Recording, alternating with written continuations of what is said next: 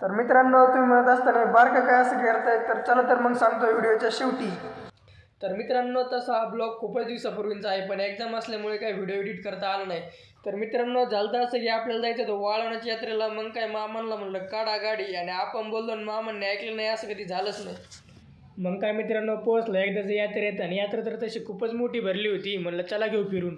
आणि यात्रेत बारकाल्या पोरांची तर वेगळीच एक मज्जा असते. खूपच मोठमोठ्याले पाळणे खेळणे आलेले होते, पण काय सकाळ सकाळी लवकर आल्यामुळे ते काही चालू झाले नव्हतं. म्हणलं काय मग घेऊ फक्त फिरून. आणि ही आहे आपली मामा भाची कंपनी. मामांचं भाच्यांवर आणि भाच्यांचं मामांवर एक वेगळंच प्रेम आहे. ते म्हणतात ना, आपला मामा आपल्यासाठी सपोर्ट सिस्टीम, तसंच आपला मामा आपल्यासाठी सपोर्ट सिस्टीम आहे. यात्रेत फिरून फिरून खूप थकलो होतो. मग काय म्हणलं चला काहीतरी थंड घेऊ. तेवढ्यात तिकडे रसावाला आवाज देत होता,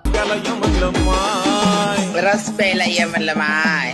हा ब्लॉग बनवायचा उद्देश म्हणजे आपल्या भावांची खूप इच्छा होती की ब्लॉग बनव ब्लॉग बनव. मग काय, तुम्हाला तर माहिती भावांसाठी काही पण. तर आजचा हा ब्लॉग फक्त आपल्या भावांसाठी. आणि आता वेळ झाली ती घरी जायची, आणि इथे झालं तर असं की गाडीची चावी राहिली होती आत आणि गाडी होती लॉक. तर बारक्या म्हणलं थांबा, नका टेन्शन घेऊ, मी करतो बरोबर. बारक्याने बरोबर मागचा दरवाजा उघडला आणि लॉक उघडले.